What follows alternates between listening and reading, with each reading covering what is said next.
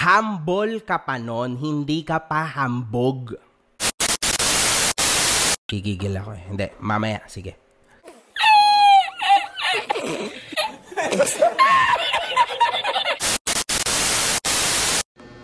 Yun.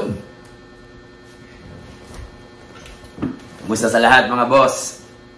Ito na ang ating pangalawang reaction video. Real talk. Nabibigyan naman natin ngayon, kagaya ng sinabi ko sa inyo kahapon, kung ano ang inangaw-ngaw. Itong si Makaulol mga boss, no?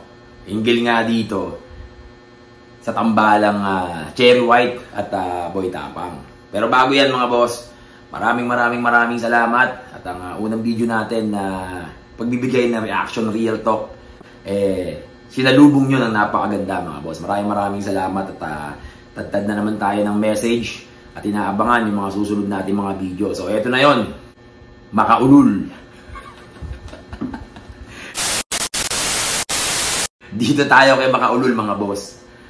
Marami nagtatanong sa akin dahil nga ano daw ba ang pinagngingit-ngit o pinanggigigil nitong si Makaulol mga boss sa tambalang Cherry White at saka Boy Tapang.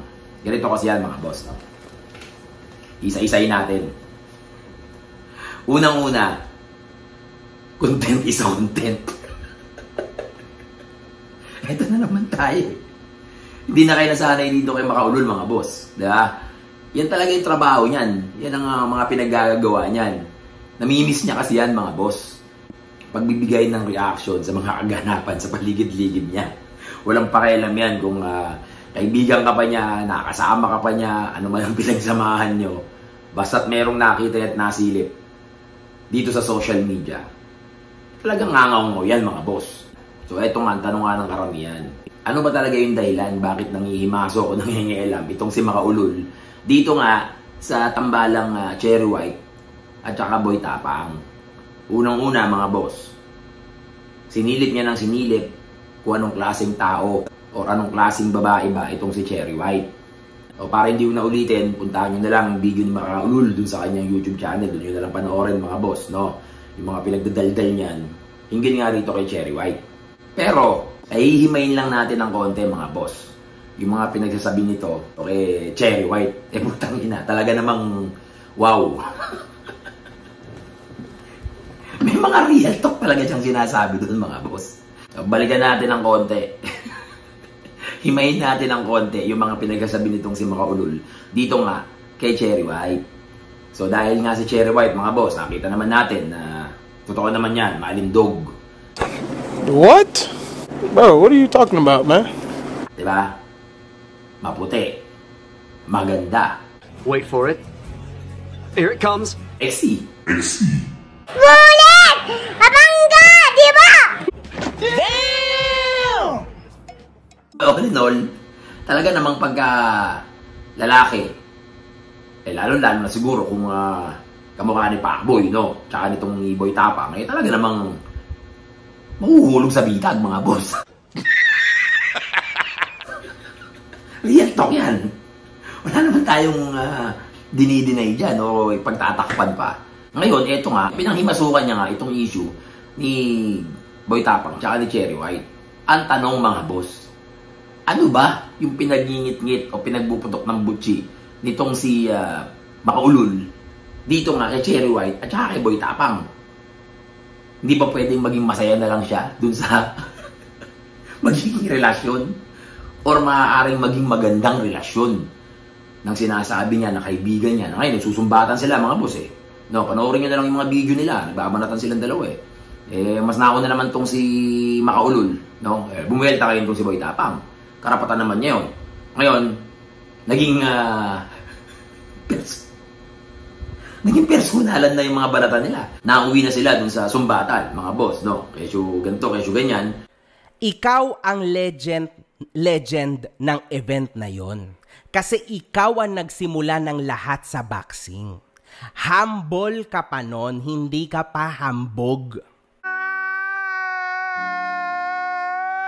Panoorin nyo na lang doon na lang panoorin sa mga YouTube channel nila, mga boss. So eto nga, ano ba yung pinagpuputok ng butchi mo, Makaulol? Pinagningit-ngit mo at pinanggigigil mo dito nga sa relasyon ni Cherry White at ni Boy Tapang. Ano ba? Nagseselos ka ba? Ano ba? Sabihin mo kasi.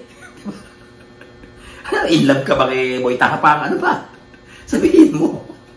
Baka mamaya meron kang tinatago, nililihim na pagtingin o pagmamahal o pag-ibig dito kay Boy Tapang. Kaya ka nagkakaganyan.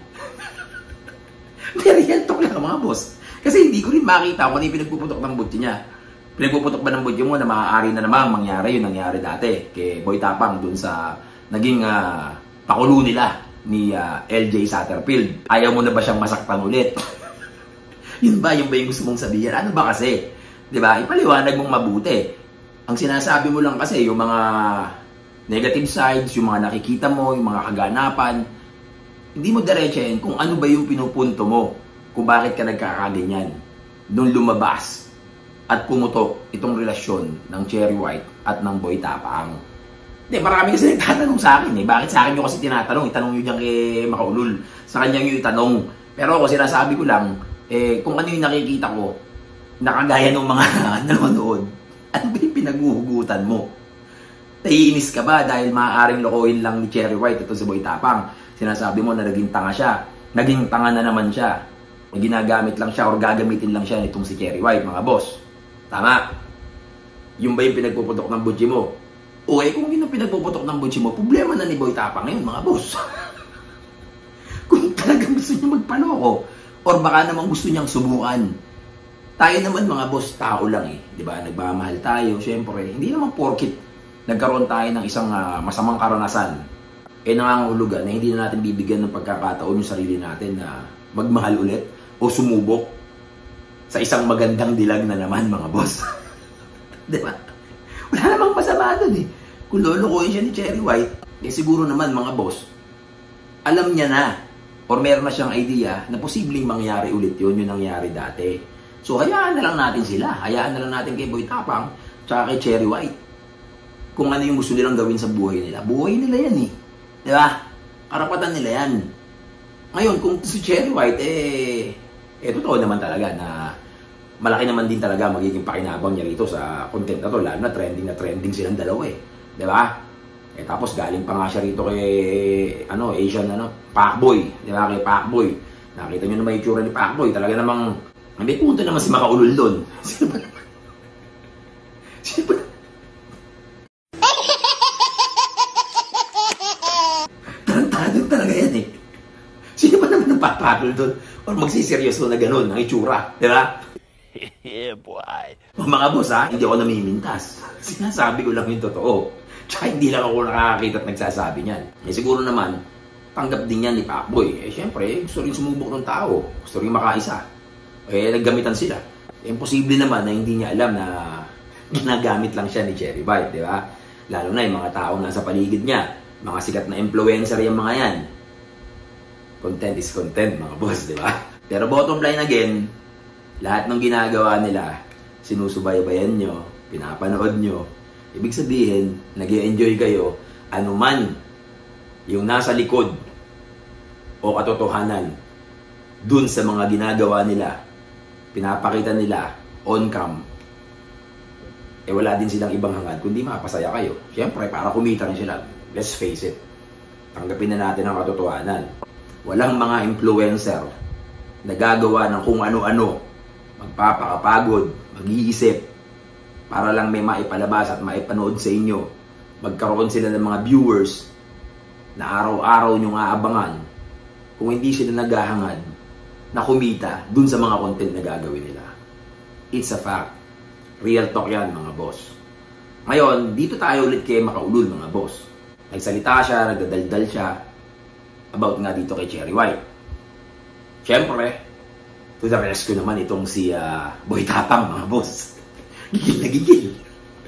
Nanggagalaiti dito kay Makaulol. So, ang nangyari, mga boss, ang ending, nagka-personalan silang dalawa. Diba? Lumalabas ngayon, sinasabi ni Makaulol na walang utang na loob itong si Boy Tapang.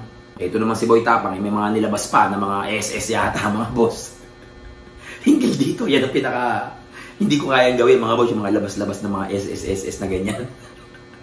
Personal niya yan. Kumbaga, anyway, kanya-kanyang part yan ng paghawak ng ebidensya na pwede nyo ilabas o pagpapatunay pagdating ng oras na kagipitan kayong dalawa. Wala na kayong maibato, kundi yung personalan na. So kaya masasabi ko lang dito kay Makaulol, hayaan mo na lang sila. Hindi ka naman inaano ng dalawa. Naano ka ba kasi? Nanahimik sila. Gumagawa sila ng content nila. Lumalab life sila. Gumagawa sila ng ikabubuhay nila. O ikaw, focus ka na lang dyan. Yan sa mga sabong-sabong, di ba? Hindi, tinatanong lang sa akin mga boss eh. Sa akin kasi tinatanong, ano ba yung masasabi ko kung bakit daw ba nanggagaliin itong si Makaulol dito nga kay Cherry White tsaka kay Boy Tapang. Eh hindi ko nga masasagot eh. Ang sa akin lang, nakikita ko sa kanya, eh nagsiselos siguro to. Nagsiselos to dahil gusto niya. Siya na nga mahal ni Boy Tapang. Gago! So yan mga boss. Sa mga nagtatanong sa akin, real talk yan mga boss.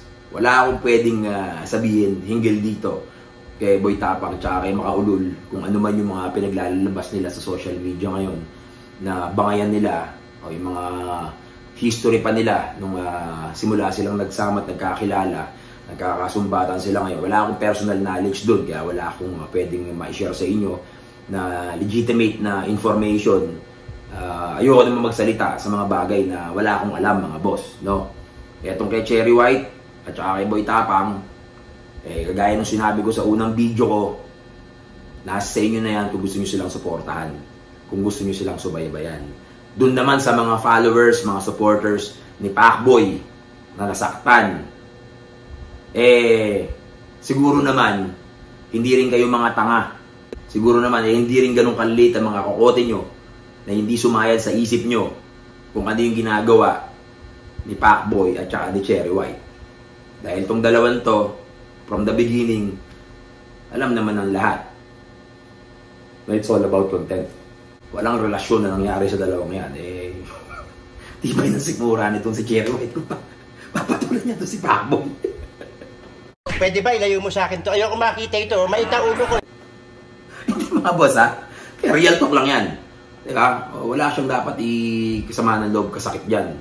Kasi kumita siya dyan, sumikat siya. Kung ginamit siya ni Cherry White, nagamit din niya at napakinabangan si Cherry White. Sa mga content niya, nakakuha siya ng mga sponsorship, mas na-expose siya. So, give and take lang yan. Wala akong nakikitang dahilan para ikasama niya ng loob. Maliban na lang kung sinabihan siya ni Cherry White o pinaasa siya. Eh, wala akong kaalam-alam dyan. Para na sila problema nila yung mga boss. Hindi na para problemahin pa natin yan mga boss, no? So, ayan mga boss, siguro naman nasagot ko yung mga katanungan nyo. So, hanggang doon lang muna yung kaya ko ma-share sa inyo. Tungkol nga dito sa mga katanungan nyo sa akin kung ano ang pinanggigigil, pinagpuputok ng butsi nitong si Makaulol mga boss sa tambalang Boy Tapang at Cherry White. Bakit? Nagsiselos yan mga boss. Ikaw naman kasi Boy Tapang eh. Hindi ka tumitimbre, titimbre ka. Kaya siya na kayo, balit pa rin ako eh. Titimbre ka kasi. May umasa si Makaulol sa'yo. So yan mga boss, yan lang yung ma-share ko sa inyo. Abangan nyo yung mga susunod pa natin video. Mas mga real talk. Pero syempre hindi mawawala ang kasiyahan at ang tunay na hype pag dito kayo nanonood kay Boss Bullet ang bumanggagiba na nag-iisang hype king. So ayan mga boss, mag-ingat kayo palagi. Maraming salamat sa inyong suporta, especially sa unang video natin sa pagbabalik ng ating reaction ng real talk video. Napaka-solid na suporta. Ang daming nanood, ang daming nag-share. Maraming salamat. At patuloy natin suportahan mga boss. Ang Boss Bullet ang Bumanggagiba YouTube channel at ang aking Facebook page syempre. Boss Bullet ang Bumanggagiba. Sa mga solidong supporter natin, maraming salamat sa inyo. At naway gabayan kayo na nag-iisang mandirigma na nasa itaas. So ayan mga boss, lagi kong sinasabi sa inyo at pinapaalala na huwag niyong papabayaan ang inyong kalusugan dahil ang ating kalusugan, ang ating sandigan at panlaban sa mga hamon ng buhay. Boss Bullet ang Bumanggagiba, sinasalimin niya ng isang taong hindi sumusuko sa lahat ng pagsubok na binibigay sa atin ng nasa itaas. Hanggat hindi ka sumusuko sa mga hamon ng buhay, lahat ng problemang bibigay sa'yo, darating sa'yo at darating pa, kailanman hindi ka magigiba. So ayan mga boss, nasa nag-isang mandirigma Boss Bullet ang Bumanggagiba.